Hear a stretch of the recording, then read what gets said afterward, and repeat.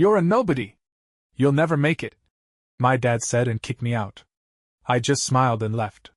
Yesterday, he showed up at my office begging when he realized that My father's voice echoed through the tiny living room, his face twisted with disgust as he pointed toward the door. Get out of my house! I stood there, frozen, my fists clenched so tight my nails dug into my palms. I had expected disappointment from him. I had expected anger. But this?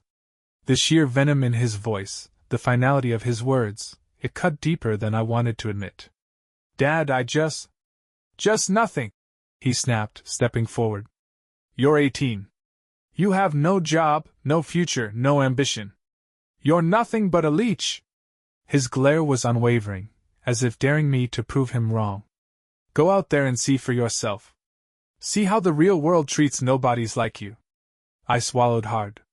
My mother sat on the couch, her gaze fixed on the floor, her hands wringing in her lap. She wouldn't look at me. She wouldn't speak. My little brother peeked out from the hallway, wide-eyed, but said nothing. No one was going to stop this. I should have begged. I should have fought to stay. But I didn't. Instead, I smiled. Not because I was happy. Not because it didn't hurt. But because I knew that one day, I would make him eat those words. I turned on my heel, grabbed my backpack, and walked out the door.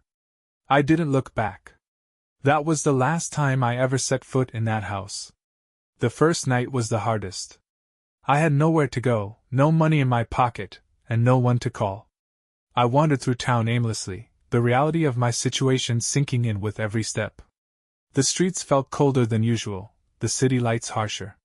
At some point, I found myself in a 24-hour diner, nursing a glass of water and trying to make sense of my options. The waitress, an older woman with kind eyes, noticed I hadn't ordered anything. You waiting on someone, honey? She asked.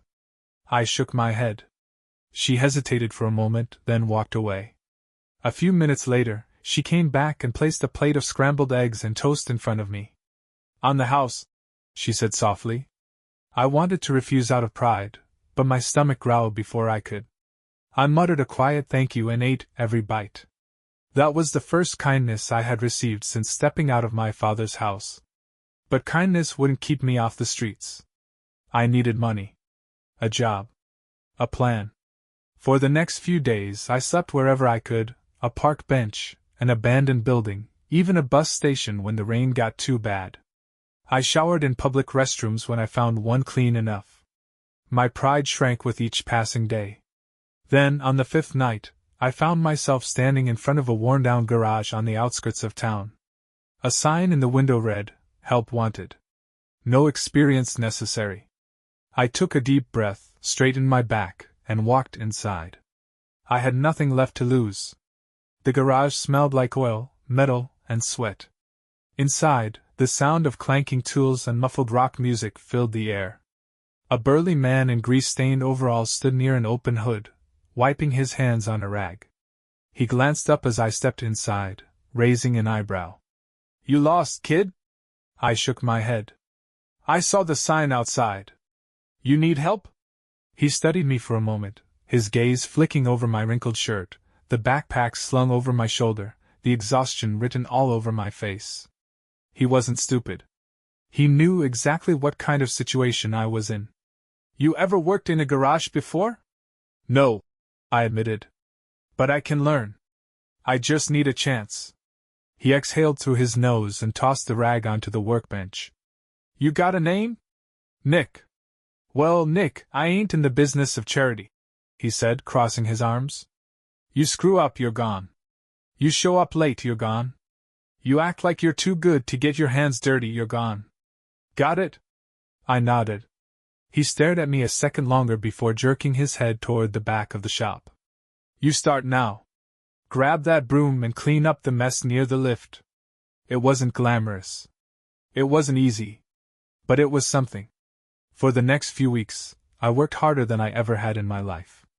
I arrived before sunrise and left well after closing. I scrubbed floors, fetched tools, ran errands, anything to prove I was worth keeping around. My hands, once soft and unscarred, became calloused and stained with grease. My body ached every night, but I welcomed the pain. It meant I was building something. And slowly, the boss, his name was Frank, started trusting me with more than just a broom. He taught me how to change oil, how to replace brake pads, how to listen to the subtle sounds of an engine to diagnose a problem. He didn't praise much, but when he did, it meant something. "You're not half bad, kid," he muttered one evening as I wiped my hands on a rag, exhausted but satisfied with the work I'd done.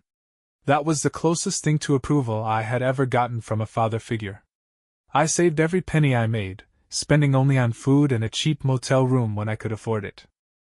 I had a long way to go, but for the first time since my father threw me out, I felt something I hadn't felt in years. Hope. And I swore to myself, I would never be powerless again. Months passed. Then a year. I wasn't just surviving anymore, I was learning. Frank started letting me work on actual cars, and soon, customers began requesting me by name. I had an instinct for machines, a way of figuring things out faster than most. If something was broken, I could fix it. If I didn't know how, I stayed up all night reading manuals until I did. But no matter how much I improved, I knew working in a garage forever wasn't the end goal. I wanted more. One night, as I was locking up, Frank tossed me a cold soda and leaned against the workbench. "You ever thought about doing something bigger?" I blinked. "What do you mean?" "You got a brain, kid. You learn fast. You don't want to be working with busted carburetors for the next 30 years, do you?" I shook my head. "No." "Then what's the plan?" I didn't have an answer. That thought haunted me for weeks. I had been so focused on surviving that I hadn't stopped to think about the future. Frank's words stuck with me. If I didn't make a plan, I'd end up stuck, just like the guys who'd been working there for decades, bitter and exhausted. Then, as fate would have it, my opportunity came. One evening, a sleek black Mercedes rolled into the shop. A man in a tailored suit stepped out, frowning at his phone while tossing his keys onto the counter. "Battery's dead," he muttered. "And I need this fixed fast." I was wiping my hands when I saw him, and for some reason, something about the way he carried himself struck me. This guy wasn't just another customer. He owned something. "You in a rush?" I asked. He finally looked up at me, sizing me up like I was some nobody mechanic. "I have a meeting in 2 hours. You think you can get it done by then?" I could have just said yes. But instead, something bold came over me. "I'll fix it in 1," I said. "But tell me something first." He raised an eyebrow. "What? How does someone like you get to own a car like this?" He smirked. "I build businesses. Small ones, big ones, doesn't matter. I see an opportunity, and I take it." An idea clicked in my head. I fixed his car in record time, and before he left, I made sure to ask one last question. "What would it take for someone like me to build something like you did?" He studied me for a moment, then pulled out a business card. "If you're serious, come find me," he said. "Most people won't. But something tells me you're not most people." And just like that, my life took a turn. I didn't know it then, but that encounter was the start of everything. The beginning of an empire. I had just found my way in. I stared at the business card for days. It felt like a ticket to another world, a world where people like my father never decided my worth, where success wasn't about luck but strategy. The name on the card read Jonathan Mercer, venture capitalist. I didn't know exactly what that meant, but I knew it was big. Frank noticed I was distracted and finally asked, "You got something on your mind, kid?" I told him about Mercer. About the offer. Frank just nodded, wiping oil from his hands. "You thinking of taking it?" "I don't know," I admitted. "Feels like I'd be stepping into something way over my head." Frank gave a rare chuckle. "Kid, you walked in here months ago knowing nothing. Now you're my best damn mechanic. If you think for a second you can't learn your way up, you're dumber than you look." That was all I needed to hear. The next morning, I took a deep breath and called Mercer's office. A receptionist answered, but instead of brushing me off like I expected, she said, Mr. Mercer mentioned you might call. Can you come in this afternoon?" I wasn't ready. But I went anyway. Mercer's office was nothing like the garage. Sleek, modern, and filled with people in suits moving with purpose. I felt out of place in my work jeans and worn-out boots, but I walked in with my head high. Mercer was waiting. He leaned back in his chair, watching as I sat down across from him. "You actually came," he said, amused. "I did." He smirked. "All right, kid. Let's see what you're made of." What followed was the hardest hour of my life. He threw question after question at me. "What do you know about business? What would you do if someone handed you $10,000 right now? What's the biggest risk you've ever taken?" I answered honestly. I told him I didn't know much about business, but I knew how to work harder than anyone else. I told him I would take that $10,000 and invest it into something I believed in. And I told him that the biggest risk I had ever taken was betting on myself when no one else did. For the first time, Mercer leaned forward. "You've got guts," he said. "And guts get you through the door. But brains keep you in the room. So tell me, are you willing to learn?" "Yes." That was all he needed to hear. "I'm not going to hand you anything," he said. "But I'll teach you how to earn it. You'll start as an intern. No pay. You learn everything: finance, negotiation, how deals work. Most guys would quit in a week. Think you can handle it?" I met his gaze. "I don't quit." He grinned. "Good. Let's get to work." The next few months were brutal. By day, I worked at the garage. By night, I studied. Mercer gave me books, articles, spreadsheets, things that made my head spin. I learned how money moved, how deals were made, how people played the game. It was like seeing the world through a new lens. Suddenly, I understood why people like my father stayed stuck while others built empires. It wasn't about luck, it was about knowledge, connections, and playing smarter than the other guy. I made mistakes. I embarrassed myself in meetings. But I never backed down. And slowly I got better. One night, after reviewing a deal for hours, Mercer finally leaned back and nodded. "Not bad, kid," he said. "You might actually make something of yourself." It was the closest thing to approval I had ever gotten from a mentor. But I wasn't satisfied. I didn't just want to make something of myself. I wanted to own everything they said I never could. I wanted power. And for the first time, I realized I was going to get it. Months turned into a year. I wasn't just an intern anymore. I was Mercer's right hand. I learned how to spot a good deal, how to negotiate, how to make money move. More importantly, I learned how the powerful think. One day, Mercer called me into his office and tossed a file onto the desk. "You've been watching. Now it's time to act." I opened the file. A struggling auto parts company. Decent potential, bad management. "You tell me," Mercer said. "Is this worth saving?" I studied the numbers, the trends. Then I looked up and shook my head. "No. But it's worth taking." Mercer grinned. "Then take it." It was my first deal, my first real step into the world of business. I negotiated, maneuvered, and within weeks, I owned the company for pennies on the dollar. For the first time, I was the one making the decisions. And it felt good. I was still climbing, but I knew one thing for sure: this was only the beginning. The auto parts company was just the start. Once I had control, I stripped it down, cutting wasteful spending and restructuring operations. What everyone else saw as a failing business, I saw as an opportunity. Within 6 months, it was turning a profit. Mercer watched closely. "You're catching on faster than I expected," he admitted one evening. "Most people hesitate. You don't." I shrugged. "I can't afford to." He smirked. "That's why you're going to win." From there, things moved fast. I flipped the company for triple what I paid. With that money, I reinvested, buying into another struggling business. Then another. I built a reputation. People started to notice me. And with each deal, each win, I felt something shifting inside me. The fear, the doubt that had once held me back, it was gone. I wasn't the scared kid my father threw out. I was becoming something else entirely. One night, I stood in my first real office, looking out over the city skyline. I had gone from sleeping on park benches to making deals with millionaires. But I wasn't satisfied. Not yet. I wanted more. And I knew exactly where I was headed. Straight to the top. Success is addictive. The more I built, the more I wanted. Within a few years, I had carved out a name for myself. I was no longer just a hustler picking up scraps. I was a player. My company owned multiple businesses, from tech startups to real estate.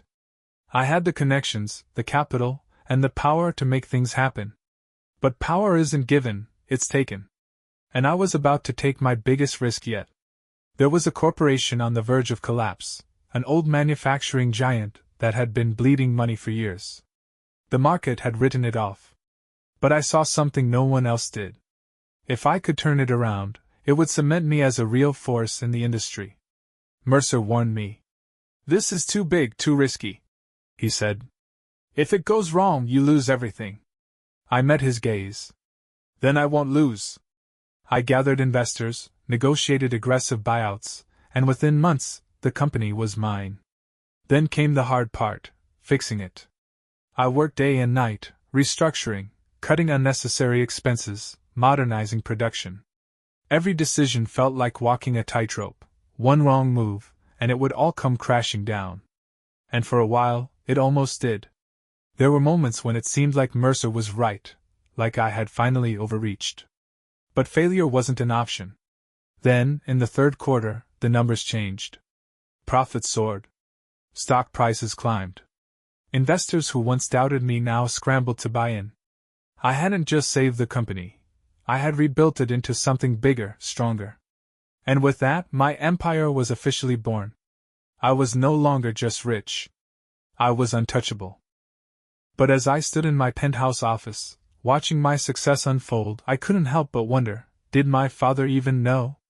Did he have any idea that the son he threw away had built an empire from nothing? I was about to find out. Because fate had a cruel sense of humor. And soon my past was about to walk through my office door. Success had erased my father from my mind for years. I never looked back. Never wondered where he was or what he was doing. The day he kicked me out was the day he stopped existing to me. Until yesterday. I was in my office, reviewing a multi-million-dollar acquisition, when my assistant buzzed in. "Sir, there's someone here asking to see you." "Do I have an appointment with them?" I asked without looking up.